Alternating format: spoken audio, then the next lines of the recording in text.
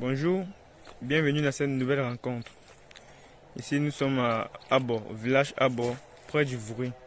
Pour ceux qui sont au Cameroun, vous pouvez bien le savoir. Bon, nous sommes en train de faire quelques expertises. Comme d'habitude, c'est la routine. Nous allons visiter une plantation, une vaste plantation, auquel nous allons faire aussi les limitations du terrain. Et nous allons étudier le sol pour voir quelle plante peut marcher dans ce territoire.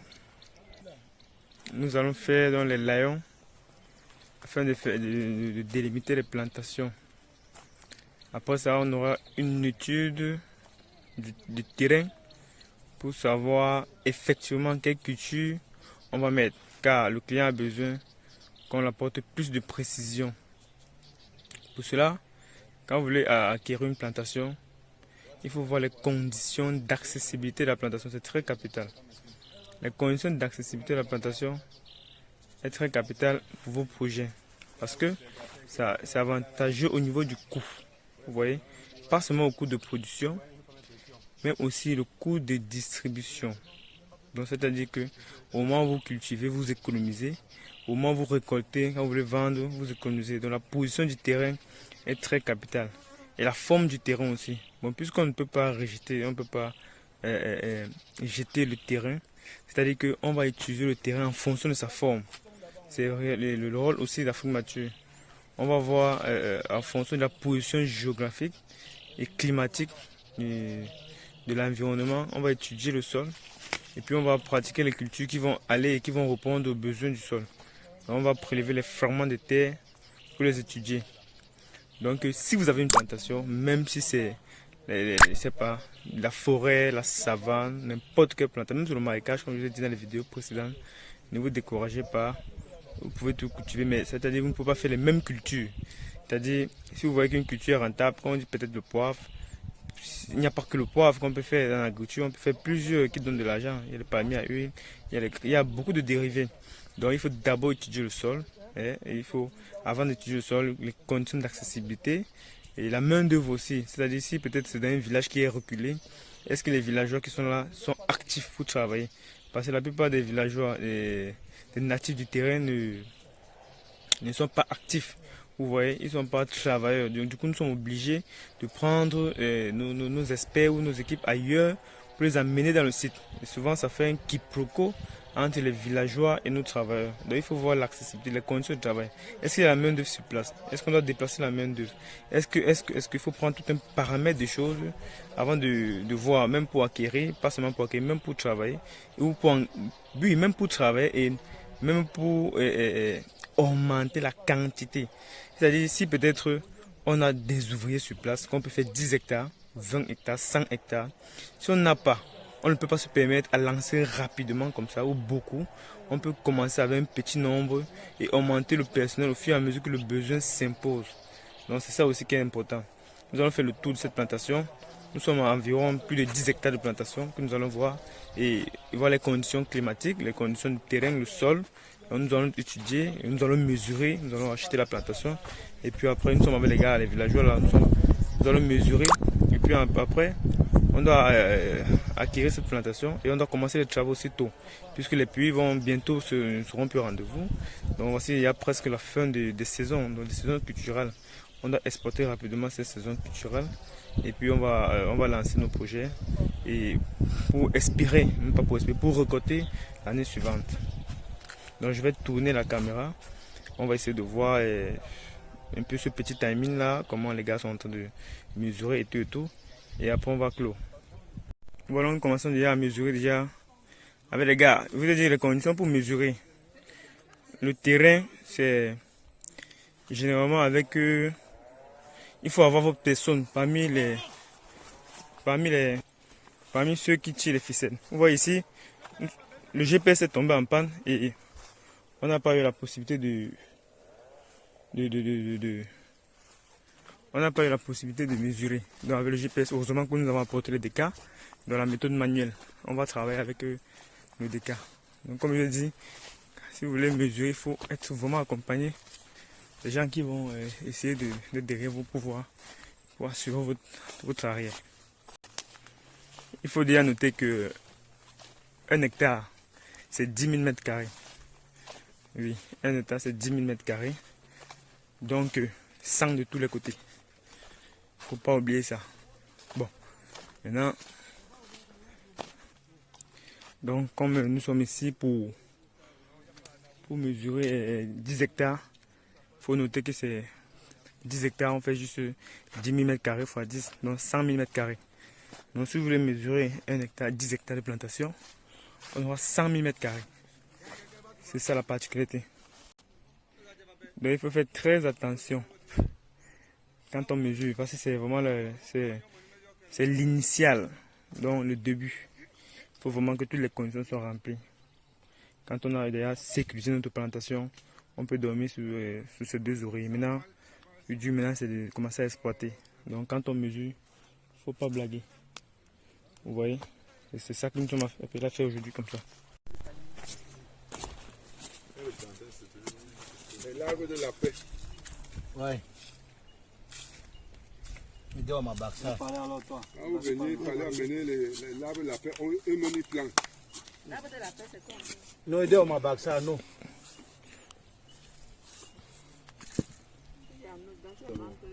Ah bah tu vois pas que c'est trop bas. C'est trop bas. Je vais dans le. Je vais non qu'on pour grand voder ça. Ça va se monter. Je non pour grand voder si vaisseau. Bon bah moi, bindi, bis bon bon bala bon dili ndalala. Ça y est, ça télé mi anu balo jis. Fonde, tu non C'est pour. c'est pour. Ataye monographie, ayene manumbok. Ça bon y est mangé bokfa. Dilanye ki abe manja meke. Il a fait Oh! une bonne idée. Tirez alors. Laisse, laisse. Laisse-toi, tu laisses. Vous voyez, l'homme du village, il a béni Continue, le continue. début des travaux Attends, mets en versant de l'eau bénie pour le début On va marquer. du travaux pour mesurer. C'est très important. Surtout quand on veut commencer à matérialiser le terrain. Il ne faut pas simplifier les actes comme ça. Très important quand vous êtes avec les natifs du village et qui le font. C'est-à-dire que ils savent qu'ils ont mangé et ils savent que vous êtes là, sur ce territoire. Donc je prends la peine de montrer ces petits gestes-là comme ça que vous pouvez négliger, mais qui sont très importants. Donc il ne faut pas négliger ces gestes, les gestes de matérialisation du terrain. Surtout avec les gens du village, c'est très important. Comme vous voyez là, c'est très important. On a commencé à planter les rejetons de plantain parce que ça met long, le plantain met long. C'est ça, même si on revient d'ici 10 ans, on va trouver qu'il y avait les gens qui étaient sur place qui ont fait quelques travaux. Et étant donné que le chef a ordonné, c'est très important. À chaque petit métrage, on met un peu de plantain, c'est très important. On couvre juste un peu. Ça va grandir. À chaque 20 mètres, on met au moins un rejeton de plantain. Vous voyez comment le sol est souple, non? Voilà. Quand tu mets comme ça, ça grandit rapidement. Les racines se développent vite. Après, on va venir mettre un insecticide comme le Kunte pour éviter que les fourmis ne mangent pas. Ok, c'est bon. Vous voyez qu'on ne ferme pas trop le trou.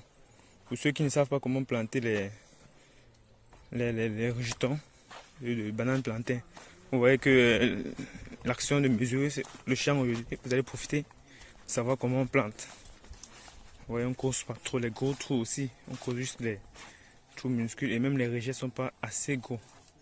Les rejets sont minuscules et ça va leur permettre de vite se développer. Vous voyez, on couvre juste un peu la terre puisqu'il pleut déjà. Ça va grandir. C'est pas facile. Hein. C'est pas facile dans la mesure parce qu'il faut que tout le monde s'implique Ouais, 10 hectares, quand même, c'est pas petit. Quand vous avez une superficie de 10 hectares, si vous travaillez ça normalement et bien, moi je pense que vous pouvez atteindre votre retraite avant 3 ans. Moi, je suis sûr, 10 hectares, c'est pas petit. C'est pourquoi même pour mesurer, il faut vraiment prendre beaucoup de précautions et mettre tous les paramètres. Vous voyez que nous sommes nombreux en plantation pour sécuriser le terrain. Parce qu'il faut que quand un client nous contacte comme ça, il ne faut pas qu'on joue avec son argent. Il faut qu'on sécurise son derrière parce que lui n'est pas là. Et c'est affirmatif que sa vitrine. Il faudrait qu'on se rassure que tout se passe dans les bonnes conditions. Quand lui vient au pays, il soit tranquille. Donc c'est ça. Vous voyez qu'il y a beaucoup de gens en plantation. On a recruté plusieurs personnes pour qu'ils puissent faire ce travail, pour qu'on puisse sécuriser le terrain de notre cher client. Il est à noter aussi, ici que nous sommes accompagnés d'un pasteur. Donc nous sommes accompagnés d'un pasteur natif du terrain. Non, du village, pardon. Donc, le pasteur, lui, il est natif du village. Bon, ça ce sont les méthodes dissuasives. Ouais, non, c'est une méthode dissuasive parce que étant accompagné avec un pasteur du village, il connaît au moins l'histoire du village. Et on est sûr que de toutes les manières que possible, un homme de Dieu ne peut pas se permettre d'entrer dans des conneries parce que les gens vendent des terrains à plusieurs personnes. Bon, à plusieurs personnes, ça fait que nous maintenant, quand nous on va acheter le terrain, on n'a plus confiance. Nous, tout le monde, donc, le chef du village, le pasteur, tous les gens que nous pouvons faire confiance. Et en faisant confiance au chef, au pasteur, c'est encore une confiance vraiment absolue. C'est pourquoi je rappelle que nous sommes accompagnés du pasteur du village. Donc avec sa présence et avec Dieu, je pense qu'on est sûr que notre terrain-ci ne puisse pas avoir de problème. Parce que 10 hectares, c'est pas petit. Si on débourse l'argent pour acheter comme ça et que ça a des problèmes, vraiment, c'est une perte énorme. On paie en argent et on paie aussi en temps. Donc nous, on n'a pas besoin de perdre en temps. C'est pourquoi on doit toute la communauté auprès de nous. C'est pourquoi je voulais annoter ça. Bon, ici, comme nous faisons d'habitude, nous allons essayer de voir le sol, prélever le sol, le pH, pour voir la rétention d'eau. C'est très capital quand on veut faire une culture ici. Vous voyez, vous prenez ça comme la blague, mais c'est très important. Quand on étudie le sol est capital. En fonction des cultures qu'on peut faire, là on ne se casse pas. On sait de quoi on peut travailler et comment ça va réussir, comment on peut fertiliser le sol pour que rapidement, avec moins de temps, on puisse avoir notre rendement absolu. Vous voyez, la terre est bien molle, c'est souple. Vous voyez que vraiment tout type de culture va avec ce sol. C'est très bien. Donc nous allons essayer d'étudier le sol, la terre pour voir et faire un rapport d'ici peut-être 2 à 3 semaines au propriétaire afin de lancer les travaux. En fonction de la culture que nous allons élaborer, nous allons décider. Et voilà, le travailleur va essayer de prendre une partie. Ok, c'est correct. C'est correct. On va essayer de prendre une partie, on va aller étudier ça en laboratoire. Bon, on va continuer à mesurer le terrain pour voir comment la superficie se comporte. Nous avons fait un travail remarquable. Toute l'équipe s'est mobilisée de sorte que le travail s'effectue dans de très bonnes conditions avec les villageois, les habitants du village. Et nous aussi, nous avons essayé de réunir toutes les pièces. Et il fallait, on a prélevé les fragments de terre. Donc on va l'étudier en laboratoire. Bon, maintenant, on a essayé de matérialiser le terrain avec les rejetons de bananiers plantés. On va venir encore mettre les fleurs et mettre les palmiers à huile. Bon, avec ça, ça matérialise bien le terrain. Bon, tout se passe dans de très bonnes conditions. Donc, on est sûr déjà que notre client peut être déjà satisfait et tranquille où il est, que sa superficie se trouve dans de bonnes conditions. Et nous sommes accompagnés de son épouse. Donc avec ça c'est très bien. Nous sommes tranquilles de pouvoir servir la communauté. Bon, sur ce, il faut partager si ça vous a intéressé et commenter aussi. À une prochaine vidéo.